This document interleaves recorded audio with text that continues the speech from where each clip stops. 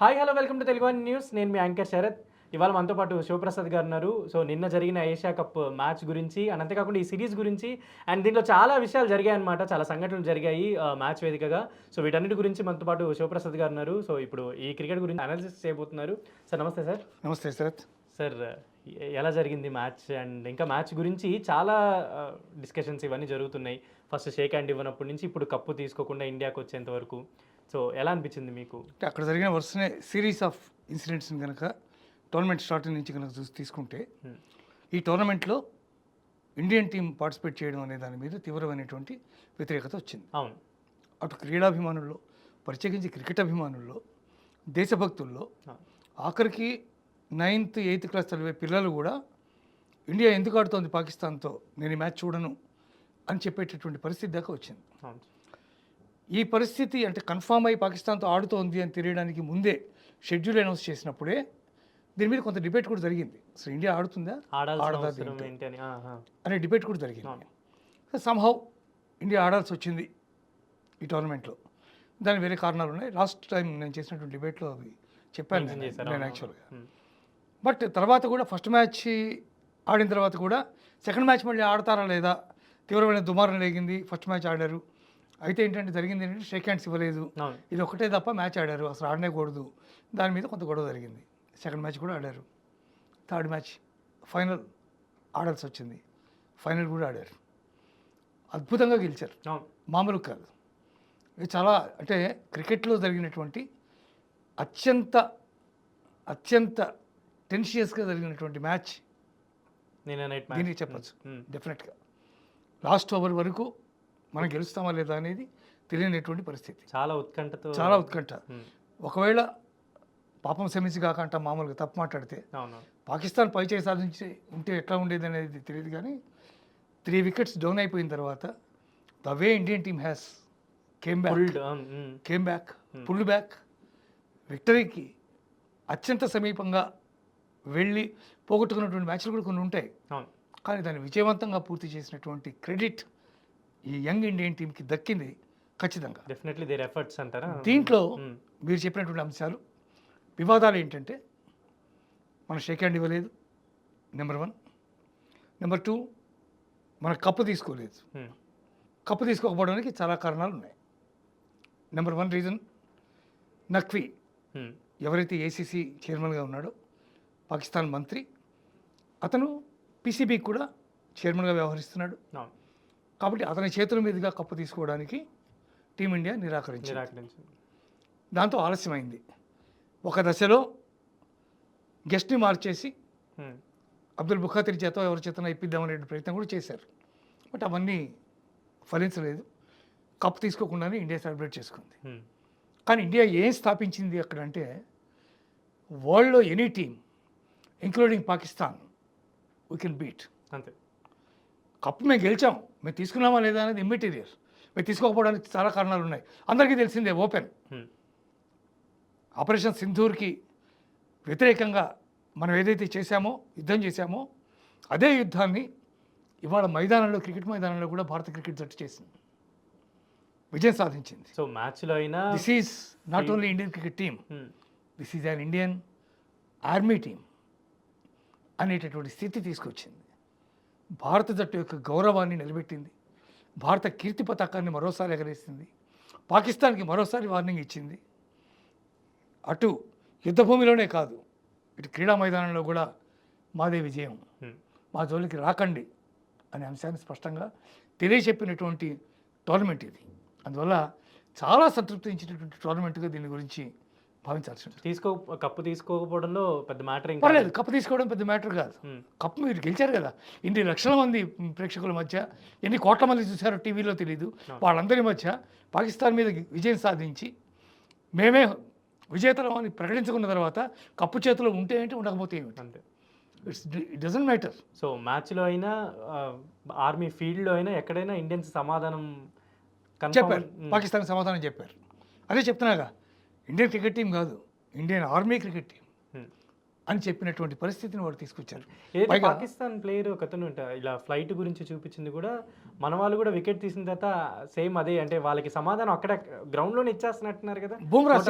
Bumrah same అదే చేశాడు. ఇప్పుడు పాకిస్తాన్ ఏం చేసిందో ఆపరేషన్ సింధూర్ తర్వాత జరిగినటువంటి ఇన్సిడెంట్స్ వార్లో ఏం జరిగిందో అందరికీ తెలిసినటువంటి విషయమే.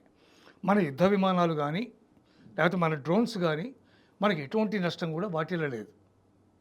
మనం మాత్రం పాయింట్ బ్లాంక్గా వేరే వాళ్ళు ఎవరికి ఇబ్బంది లేకుండా కేవలం ఉగ్రవాద స్థావరాలు ఎక్కడైతే ఉన్నాయో వాటిని మాత్రమే పర్ఫెక్ట్గా మనం అటాక్ చేసాం. అవును.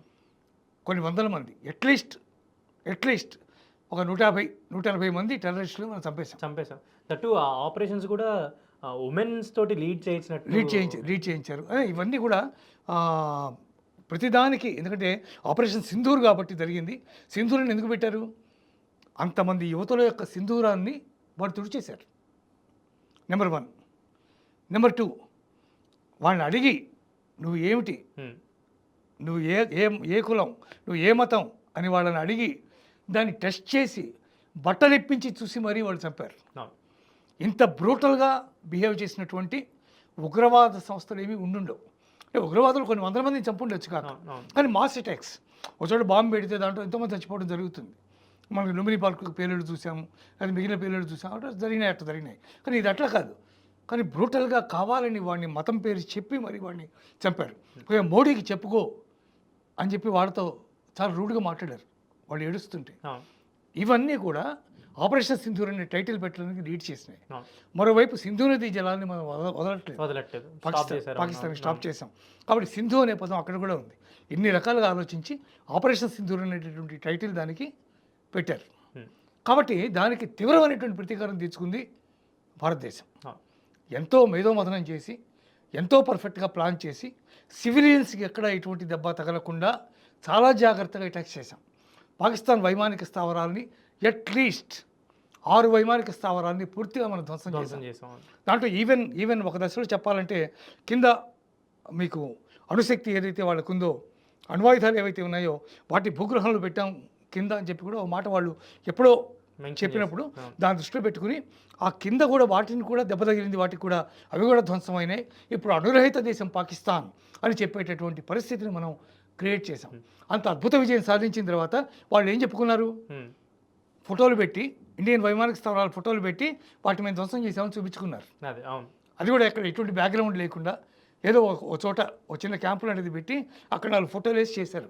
కానీ మనం వాస్తవంగా ఎక్కడెక్కడ జరిగినాయో వాటన్నిటిని కూడా విత్ శాటిలైట్ కవరేజ్ చాలా అద్భుతంగా వాటిని పర్ఫెక్ట్గా మనం చూపించగలిగాం ఏవి ధ్వంసం చేశామో అనేది. వాళ్ళు చెప్పినవన్నీ అబద్ధాలే మొదటి నుంచి ఈ రోజు వరకు చెప్తున్నవన్నీ అబద్ధాలే. మేము ఈ యుద్ధ విమానాలను కూల్చేసాం అని చెప్పి వాళ్ళు అడగడం, దాన్ని మన రాజకీయ నేతలు కొంతమంది పార్లమెంట్లో సైతం దాన్ని ప్రస్తావించడం, ఇదంతా అత్యంత దురదృష్టకరమైనటువంటి పరిస్థితి. కాబట్టి వాళ్ళు చెప్పినవన్నీ ఫేకే, వాళ్ళు చేసింది ఫేక్, మేము చేసింది నిజం అని బుమ్రా అవుట్ చేసిన తర్వాత ఇట్లా పెట్టి చూపించాడు దాన్ని కిందకి. నరేంద్ర మోడీ గారు ట్వీట్ ఎలా చూడొచ్చు అంటే అద్భుతమైనటువంటి ట్వీట్. కరెక్ట్. మరి ఇప్పుడు దాకా ఏం మాట్లాడుకున్నామో అదే మోడీ కూడా ట్వీట్ చేశారు. దాంట్లో అది కేవలం ఆపరేషన్ సింధూర్ వరకే పరిమితం కాలా, ఇది క్రికెట్ మైదానంలో కూడా ఆపరేషన్ సింధూర్లో మనం విజయం సాధించాం. అదే ఆయన యొక్క అభిప్రాయం. ఎంత అద్భుతమైనటువంటి పుష్ ఇస్తుంది ఇండియన్ క్రికెట్ టీంకి కానీ ఇండియన్ సిటిజన్స్కి కానీ. అది మీ వెంట నేనున్నాను, నా వెంట మీరున్నారు. పరస్పరం పౌరులందరూ కూడా ఒకే మాటతో ఒకే గొంతుతో మద్దతు ఇచ్చినప్పుడే ప్రభుత్వం ఏదైనా చేయగలుగుతుంది. ప్రభుత్వం చేసిన దాన్ని పర్ఫెక్ట్గా మనం దాన్ని అర్థం చేసుకుని దాన్ని తెలుసుకోగలిగితేనే ప్రజలు అలా బిహేవ్ చేయగలుగుతారు. ఇవన్నీ వయసు వరుస ఒకదానికొకటి అనుబంధంగా ఉంటాయి. ఐ థింక్ నన్ను మోడీ గారు కూడా ప్రతి క్రికెట్ ఇండియన్ ప్లేయర్ అంటే వాళ్ళని వెళ్ళి కలవడం, లాస్ట్ టైం కూడా మాట్లాడడం, మనం T20 వరల్డ్ కప్ గెలిచినప్పుడు కూడా అట్లాగే వెళ్ళారు, అప్రిషియేట్ చేస్తుంటారు, అన్నీ చేశారు. వన్డే వరల్డ్ కప్ అద్భుతంగా ఆడి మనం ప్రతి మ్యాచ్ గెలిచి మనం ఫైనల్ దాకా వెళ్ళి ఫైనల్లో మనం ఓడిపోయాం ఆస్ట్రేలియా చేతిలో. ఆ ఓడిపోయినప్పుడు కూడా మోడీ గారు రూమ్లోకి వెళ్ళి వాళ్ళందరితో మాట్లాడడం, వాళ్ళందరూ పలకరించడం, ఇవన్నీ కూడా చేశారు. అవన్నీ కూడా తెలిసి ఈ మ్యాచ్ చాలా అసలు ఇంకా ఎక్కువ ఈ మ్యాచ్ అంటే చాలా సంవత్సరాల తర్వాత ఎప్పుడో ఒకసారి ఇట్లాంటి మ్యాచ్ జరుగుతుంది. అవును, చాలా రేర్. అంటే even T20 world cup final Rohit Sharma క్యాప్టెన్సీలో మనం ఏదైతే గెలిచామో దాంట్లో కూడా దాదాపు నెయిల్ బైటింగ్ ఫినిషే. అది కూడా అది చాలా తక్కువ రన్స్ కొట్టాలి, ఎక్కువ బాల్స్ ఉన్నాయి. అటువంటి పరిస్థితుల్లో చాలా అద్భుతంగా మనం గెలిచాం. దాని తర్వాత అంతకంటే ఎక్కువ ఉత్కంఠ రేపినటువంటి మ్యాచ్ నిన్న జరిగినటువంటి ఇప్పుడు మీరు ఇందాక మెన్షన్ చేసినట్టు ఆయుధాలు లేవు పాకిస్తాన్‌కి. మ్యాచ్‌లు జరుగుతున్నప్పుడు ఇంటర్నేషనల్ వైడ్‌గా అందరూ చూస్తుంటారు. కానీ ఏదైతే ఇండియన్స్‌తో మ్యాచ్ ఆడేటప్పుడు ఈ కవ్వింపు చర్యలు ఎందుకు చేస్తుంటారు ఎక్కువ పాకిస్తాన్ అంటే వాళ్ళు? వాళ్ళకి అంతకుమించి చేయడానికి ఏం లేదు కదా. హ్మ్. They can't do it practically. వాళ్ళు ఎవరిని ఏం చేయలేరు. భారతదేశాన్ని వాళ్ళు ఏం చేయలేరు. హ్మ్. భారతదేశం మీద అటాక్ చేయలేరు. మనం గెలవలేరు. మన మీద గెలవలేరు. ఇప్పుడే కాదు, ఇదివరకు కూడా ఎప్పుడు వాళ్ళు గెలవలేదు మన మీద. మనకు అద్భుతమైనటువంటి అవకాశాలు వచ్చినాయి చాలా సందర్భాల్లో. అవును. యాక్చువల్గా అవును. మనం వదిలేసినటువంటి జమ్మూ కాశ్మీర్ తర్వాత ప్రాంతం ఏదైతే ఉందో, పిఓజేకి ఏదైతే ఉందో దాన్ని మళ్ళీ తీసుకునేటటువంటి అవకాశాలు మనకు వచ్చినాయి. అవును. కానీ అప్పుడు ఉన్నటువంటి పాలకులు దాన్ని పట్టించుకోకుండా వదిలేశారు. కాబట్టి ఈరోజు కూడా అక్కడ వాడు దుర్మార్గాలు చేయగలుగుతున్నారు. అదే మోడీ ప్రభుత్వంలో ఇటువంటి పరిస్థితి వచ్చి ఉంటే డెఫినెట్గా పిఓజేకి ఇప్పటికి మన స్వాధీనం అయ్యి ఉండేది. హ్మ్. ఈవెన్ ఆపరేషన్ సింధూర్ అప్పుడు కూడా వాళ్ళు చెప్పినటువంటి ఒకటే మాట, పిఓజేకే గురించి మాత్రమే మాట్లాడండి, మిగిలిన వాటి గురించి మాట్లాడద్దు. అవును. అండ్ ఇప్పుడు నిన్న మ్యాచ్ ఒకానొక టైంలో ఏమైందంటే మన వాళ్ళు క్యాచ్ ప్రాక్టీస్ చేయడానికి వెళ్ళారా అన్నట్టు ఇండియన్స్ కూడా కొంచెం మాట్లాడుకున్న సిచ్యువేషన్ వచ్చింది. కానీ మన వాళ్ళు కొంతమంది అవుట్ అవ్వడం కూడా స్లో బాల్స్కి అవుట్ అవ్వడం ఇలా అంటే ఏమన్నా ఒకవేళ మ్యాచ్ ఏమైనా చేయి జారిపోయే ఆ టైంలో ఎక్కువ ఉన్నాయని అని అనిపించింది. బట్ ఓవరాల్గా మీకు మ్యాచ్ చూసినప్పుడు కావచ్చు, ఈ సిరీస్ అంతా చూసినప్పుడు కావచ్చు, ఇండియన్ ప్లేయర్స్ ఒక వాళ్ళ ఫిట్నెస్ అవ్వచ్చు, వాళ్ళ అబిలిటీస్ ఎలా అనిపించాయి మీకు? అంటే మనం ఒకసారి పాలిటిక్స్ని పక్కన పెట్టి అదే దేశాల మధ్య ఉండేటటువంటి విషయాన్ని పక్కన పెట్టి స్పోర్టివ్ స్పిరిట్తో కనుక మాట్లాడితే పాకిస్తాన్ కూడా అద్భుతమైనటువంటి క్రికెటర్స్ని ప్రొడ్యూస్ చేసింది గతంలో.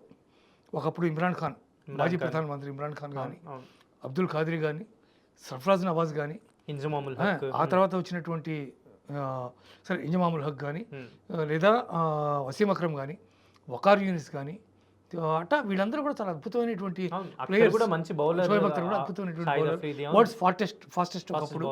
అందువల్ల ఇవన్నీ వాళ్ళు మంచి గొప్పవాళ్ళు ప్రొడ్యూస్ చేసింది. ముఖ్యంగా పాకిస్తాన్లో ఉన్న ఎబిలిటీ ఏంటంటే పాకిస్తాన్ పిచ్చెస్ కూడా దాదాపు మన పిచ్చెస్ లాగానే ఉంటాయి దాదాపు. అటువంటి పిచ్చెల మీద ఇంత అద్భుతమైనటువంటి ఫాస్ట్ బౌలర్లు వాళ్ళకి ఎట్లా వస్తారో ఇప్పటివరకు క్లూలెస్ యాక్చువల్లీ. వాళ్ళు ఎట్లా తయారవుతారో మనకు తెలియదు.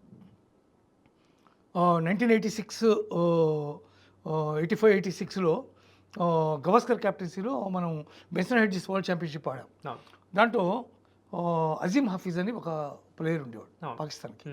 అతనికి ఈ 2 వేళ్ళు లేవు దీంట్లో చేతికి, లెఫ్ట్ హ్యాండ్ బౌలర్, కానీ అద్భుతమైనటువంటి పేస్ జనరేట్ చేసేవాడు.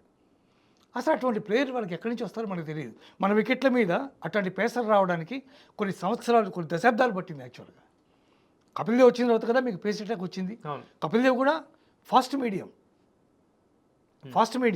కానీ ఫాస్ట్ బౌలర్ కాదు. అంటే పేస్ తక్కువ ఉండి పేస్ బౌలర్గా ఉన్నవాడు మీడియం ఫాస్ట్ కొంచెం ఎక్కువ ఉన్నవాడు ఫాస్ట్ మీడియం అంటాం మనం. అట్టా కపిల్ దేవ్ వచ్చాడు. కపిల్ దేవ్ తర్వాత జవహర్ శ్రీనాథ్, వెంకటేష్ ప్రసాద్, ఆ తర్వాత శ్రీశాంత్ ఇటీవల కాలంలో, ఇట్లా తర్వాత వీళ్ళందరూ వచ్చారు. ఇప్పుడు కొంతమంది దాదాపు 150-154 వేసే కెపాసిటీ ఉన్న వాళ్ళు ఉన్నా కూడా వాళ్ళకి లైన్ అండ్ లెంత్ సరిగా వేసే పరిస్థితి లేదు కాబట్టి they are away from the Indian team. కానీ ఉన్న టీంలో ఇంత మంచి స్థితిని తీసుకురావడం సామాన్యమైనటువంటి విషయం కాదు పాకిస్తాన్కి. దే జనరేట్ అద్భుతమైనటువంటి ఫాస్ట్ బౌలర్స్ని వాళ్ళు పుట్టిస్తారు. వాళ్ళు అట్లాంటి ఫాస్ట్ బౌలింగ్ అటాక్ వాళ్ళకు ఉంది. కానీ నిన్న జరిగింది ఏంటంటే ఇండియన్ టీం ఏది అలసత్వంగా ఆడలేదు. The ground conditions are very poor. మీరు మ్యాచ్లో చూస్తే మీకు తెలుస్తుంది. ఎక్కడ కాస్త గట్టిగా పరిగెత్తితే బౌలర్స్కి కింద నెయిల్స్ ఉంటాయి బౌలర్స్కి.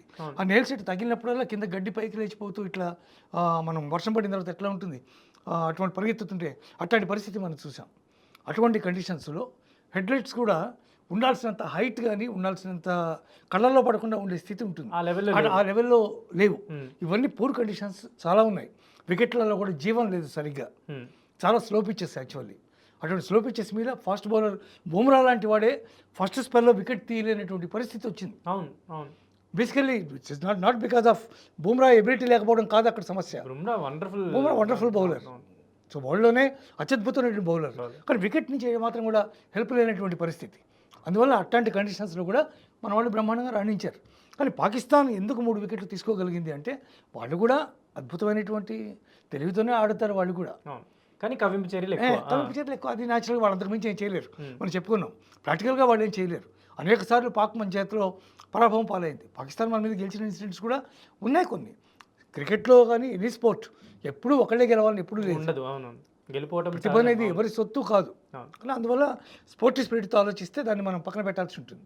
కానీ 3 వికెట్స్ పోయినాయి. ఎందుకు పోయినాయంటే బికాజ్ ఆఫ్ రౌఫ్ కానీ లేకపోతే మిగిలినటువంటి బౌలర్లు కానీ వేసేటప్పుడు కొంచెం బాల్ని కొంచెం నెమ్మదిగా వేయడం వల్ల, మామూలుగా వేయాల్సినంత ఫాస్ట్ కాకుండా కొంచెం తక్కువ ఫాస్ట్గా వేయడం వల్ల బాల్ వేగంగా వస్తుందని భావించి, మీకు యాక్షన్ చాలా ఫాస్ట్గా ఉంటుంది కానీ బాల్ మాత్రం స్లోగా ఉంటుంది.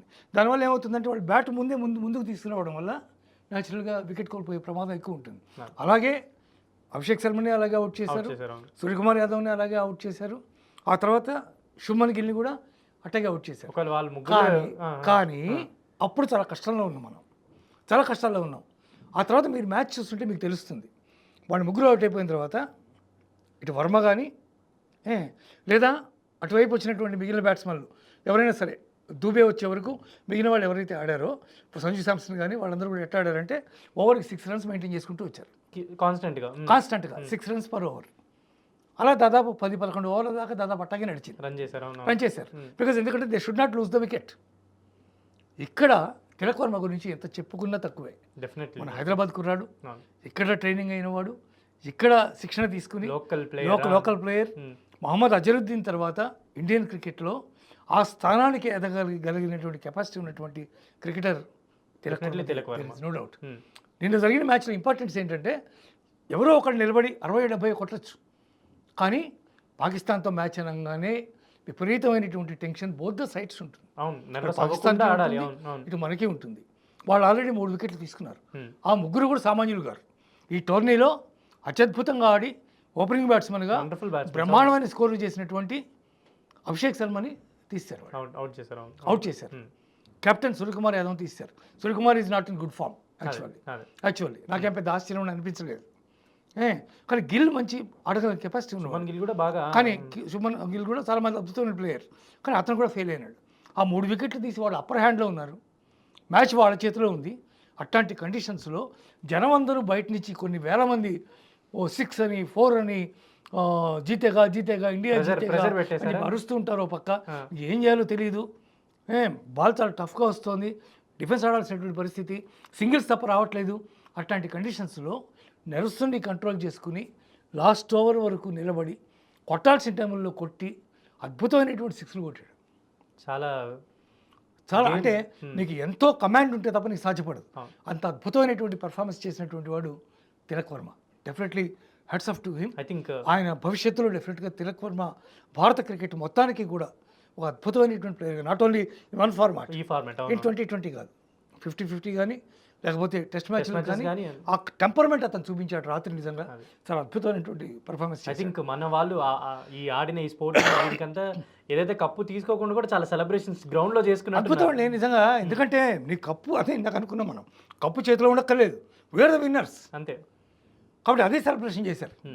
రోహిత్ శర్మ లాగా నడుచుకుంటూ వెళ్ళడం అంతా, ఇదంతా కూడా చాలా సరదాగా చాలా అద్భుతంగా జరిగింది. ఎందుకంటే ఆ రోజు మ్యాచ్ ఎంత టైట్గా అయిందో ఈ రోజు మ్యాచ్ కూడా అంతే టైట్గా అయింది, అందులోని పాకిస్తాన్తో. కాబట్టి దాన్ని రిపీట్ చేశారా అన్నట్టుగా చేశారు ఆల్మోస్ట్.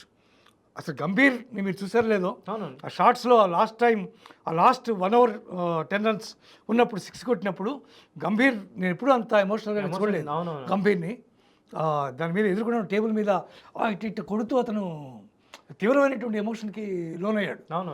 అంటే మ్యాచ్ అయిపోయిన తర్వాత పరిగెత్తుకుంటూ, జనరల్లీ హీ వోంట్ రియాక్ట్ అంటే రియాక్ట్ అవ్వరు, సీరియస్ పర్సన్, సీరియస్గా ఉంటాడు. నిజం చెప్పాలంటే మొహం మొట్టమొదలాడుతూ ఉంటుంది, తుమ్మలో పొద్దుకినట్టు అంటారు. ఈవెన్ ఎంత గెలిచినా కూడా ఇది ఓకేలే నెక్స్ట్ చూద్దాం అన్నట్టు ఉంటాడు. అటువంటిది అతను ఎమోషన్స్ ఆపుకోలేకపోయినాడు. అంత అద్భుతమైనటువంటి విజయం అది. దాన్ని సెలబ్రేట్ అద్భుతంగా చేసుకున్నారు. హైదరాబాద్లో కూడా అద్భుతంగా చేశారు. రాత్రి అంతా కూడా ర్యాలీస్ చేయడం ఏంటి అద్భుతంగా, అసలు టపాకు దీపావళి ముందే వచ్చేసింది అనిపించింది. అంత అద్భుతమైనటువంటి సెలబ్రేషన్ చేశారు. Definitely though it is Asia cup, definitely it's a feather in India's crown. Definitely ఒక మెమరబుల్ ఏమంటారు, ఒక incident for India and team అందరికి కూడా చాలా మెమరబుల్. అంటే వాళ్ళు ప్లేయర్లుగా వాళ్ళు ఎంతగా మేము గొప్పవాళ్ళని ప్రూవ్ చేసుకున్నారో, అట్ ద సేమ్ టైం భారతీయులం మేము, నా భారతదేశం, నా దేశభక్తి తర్వాత నాకు మిగిలిందంతా అనే దాన్ని క్రిస్టల్ క్లియర్గా దే హ్యావ్ షోన్ ఇట్. అవును సార్, నేను ట్రాఫీ తీసుకోను, నేను షేక్ హ్యాండ్ ఇవ్వను, నువ్వు ఎన్ని విమర్శలైనా చేసుకో, నాకు అభ్యంతరం లేదు, మీతో చేయగలపాల్సిన అవసరం నాకు లేదు, నేను చేయగలపను. అట్టగా మీ వాళ్ళ దగ్గర నుంచి నేను ట్రోఫీ నేను తీసుకోను. అందుకే వాళ్ళు without trophy they have celebrated. ఇప్పుడు ఈ టోర్నమెంట్‌లో మీకు బాగా బెస్ట్ ఎవరు? తిలక్ వర్మ గారు కాకుండా ఇంకెవరు బెస్ట్ చాలా మంది ఉన్నారు. తిలక్ వర్మ ఒకటే కాదు, శివన్ దుబే ఎంత అద్భుతంగా ఆడాడు. అవును. ఇదే మ్యాచ్లో 33 రన్స్ కొట్టాడు అతను. Yes. కానీ అతను కనుక లేకపోయి ఉంటే ఈ విజయం సాధ్యపడేది. కన్సిస్టెంట్ బాగా ఇచ్చాడు. 33 రన్స్. అతను ఆ మాత్రం స్టాండ్ ఇచ్చి అతను కనుక ఆ సిక్స్లు కనుక కొట్టి ఆ ఫోర్లు కనుక కొట్టి స్కోర్ని ముందుకు తీసుకెళ్లకుండా ఉంటే డెఫినెట్లీ ఇండియా ఓడిపోయే పరిస్థితి ఎక్కువ ఉండేది. కాబట్టి అతని కాంట్రిబ్యూషన్ కూడా ఈ మ్యాచ్లో పర్టికులర్గా very nice. At the same time Hardik Pandya గాయం కారణంగా ఆడలేదు అవును. మ్యాచ్లో, వైస్ కెప్టెన్. అటువంటి కండిషన్స్లో ఓపెనింగ్ బౌలింగ్ తను తీసుకుని తను చేశాడు. 23 రన్స్ మాత్రమే ఇచ్చాడు. బాగానే చేశాడు. చాలా బాగా టైట్ మ్యాచ్లో కూడా శివన్ దుబే అవును. Very nice, wonderful performance. ఆ తర్వాత చూస్తే అభిషేక్ శర్మ గురించి మనం ఆల్రెడీ చెప్పుకున్నాం. Yes, yes. ఈ టోర్నమెంట్కి అతనే మ్యాన్ ఆఫ్ ద సిరీస్ అభిషేకే. ఎట్లాగూ man of the match Kuldeep. ఎంత అద్భుతంగా ఆడాడు కుల్దీప్. యాక్చువల్గా మీరు అతనికి ఇచ్చారు, మనకి ఎవరికి తిలక్ వర్మకి ఇచ్చారు మ్యాన్ ఆఫ్ ద మ్యాచ్. కానీ దాన్ని కాంపెన్సేట్ చేయడం కోసమని ఈ సిరీస్లో అత్యుత్తమ పెర్ఫార్మెన్స్ ఎవరు ఇచ్చారని చెప్పి కుల్దీప్ యాదవ్ సపరేట్గా ఇచ్చారు. చాలా అద్భుతమైనటువంటి బౌలింగ్ చేశాడు కుల్దీప్. మంచి ప్లేయర్స్ ఇప్పుడు మనకి ప్రెజెంట్ ఉన్న వాళ్ళు. ఈ టోర్నమెంట్లో ఏషియా కప్లో 17 వికెట్లు తీసుకున్నాడు అత్యధికంగా. అవునవును. మిగిలిన వాళ్ళు ఎవరు అతని దరిదాపుల్లో కూడా లేరు. అవును, దరిదాపుల్లో కూడా లేరు. అట్లాగే టోటల్ ఏషియా కప్ హిస్టరీలో 33 వికెట్లు తీసుకున్నటువంటి తొలి బౌలర్గా రికార్డు సృష్టించాడు. సూపర్. ఇతని తర్వాత మలింగా ఉన్నాడు. అవును, 36 వికెట్లు కుల్దీప్ తీసుకున్నాడు. 33 వికెట్లు మలింగ తీసుకున్నాడు. మలింగని క్రాస్ చేసి 36 వికెట్లు. ఆ విషయంలో కూడా ఇండియన్ ప్లేయరే ఉన్నాడు. చాలా అత్యద్భుతమైనటువంటి పర్ఫార్మెన్స్ చేశాడు. ఏషియా కప్లో ఇది 3rd విక్టరీ మనకి. అంటే ఎట్లా ఒక్క మ్యాచ్ కూడా ఓడిపోకుండా 2016, 2018 ఈ రెండు కూడా మనం ఒక్క మ్యాచ్ కూడా ఓడిపోకుండా మనం సిరీస్ ఏషియా కప్ కైవసం చేసుకున్నాం. ఆ తర్వాత 2025లో మళ్ళీ ఇంతకాలానికి ఆఫ్టర్ 7 years మళ్ళీ అదే మనం రిపీట్ చేసాం. This is not victory, history అంటారు అయితే. డెఫినెట్గా. అందువల్ల ఈ టోర్నమెంట్ చాలా సంతృప్తి ఇచ్చినటువంటి టోర్నమెంట్. మిగిలిన పాలిటిక్స్ అన్ని పక్కన పెట్టండి. దాన్ని ఎందుకు ఆడారు ఏంటి నేను లాస్ట్ టైం కూడా చెప్పాను. దాంట్లో 2036 ఒలింపిక్స్కి వీఆర్ ట్రయింగ్ ఫర్ దట్. ఆ ఒలింపిక్స్లో క్రికెట్ని ఇంట్రడ్యూస్ చేశారు. రేపు ఒలింపిక్స్ నుంచి అది స్టార్ట్ అవుతుంది. క్రికెట్ కూడా దాంట్లో ఒక గేమ్గా ఇండియన్ టీం దాంట్లో పార్టిసిపేట్ చేస్తుంది. పాకిస్తాన్ టీం కూడా దాంట్లో పార్టిసిపేట్ చేస్తుంది. 11 years ఉంది అయితే దానికి. కాబట్టి మనం కండక్ట్ చేస్తున్నాం, బిడ్ వేస్తున్నాం. కాబట్టి దానికి అంతర్జాతీయంగా మేము ఇట్లా ఉన్నామని చూపించుకోవాల్సినటువంటి పరిస్థితి ఉంటుంది. కాబట్టి they have not boycotted the tournament. మనం బిలెటరల్ సిరీస్ వదులుకున్నాం. మీతో మేము ముఖాముఖి డైరెక్ట్గా పాకిస్తాన్ వచ్చి ఆడడం, మీరు ఇక్కడికి వచ్చి ఆడడానికి వీల్లేదు. ఎక్కడైనా న్యూట్రల్ కంట్రీస్లో ఎక్కడైనా టోర్నమెంట్స్ పెట్టినప్పుడు ఆడడానికి మాకేమీ అభ్యంతరం లేదు అనే విషయాన్ని ఇదివరకే వాళ్ళు స్పష్టం చేశారు. ఈవెన్ మనం ఛాంపియన్స్ ట్రోఫీ కూడా గేమ్ లానే చూడాలి. లాస్ట్ ఛాంపియన్స్ ట్రోఫీ యాక్చువల్గా పాకిస్తాన్ కండక్ట్ చేసింది. వాళ్ళ దగ్గర రైట్స్ అన్ని వాళ్ళ దగ్గరే ఉన్నాయి. యాక్చువల్గా పాకిస్తాన్ ముందు చాలా డాంబికాలు పలికింది. మేము ఊరుకోము, వాడు రాకపోతే కండిషన్స్ పెట్టారు. అని చివరికి ఏమైంది, న్యూట్రల్ వెన్యూలో ఒప్పుకున్నారు, ఆడాల్సి వచ్చింది. వాళ్ళు ఆడారు, తప్పదు. ఎందుకంటే richest cricket board in the world is Indian BCC. అంతే. కాబట్టి ఎవరైనా తలవగ్గాల్సిందే దానికి. ఎన్ని ఫ్యాక్టర్స్ దీంట్లో ఉన్నాయి.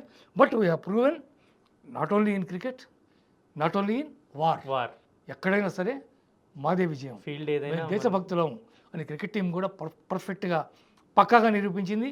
ఏ ఫ్యాన్స్ అయితే పాకిస్తాన్తో ఆడకూడదు, ఇండియా ఆడడం చాలా తప్పు అని ఎవరైతే మాట్లాడారో వాళ్ళందరికీ సంతృప్తిని కలిగిస్తూ వాళ్ళందరి ముందు ఇంత గొప్ప పెర్ఫార్మెన్స్ చేసి లాస్ట్ ఓవర్లో అద్భుతమైనటువంటి విజయం సాధించి పాకిస్తాన్ మీద పై చేయి తీసుకున్నాం, గెలిచాం, ప్రూవ్ చేశాం.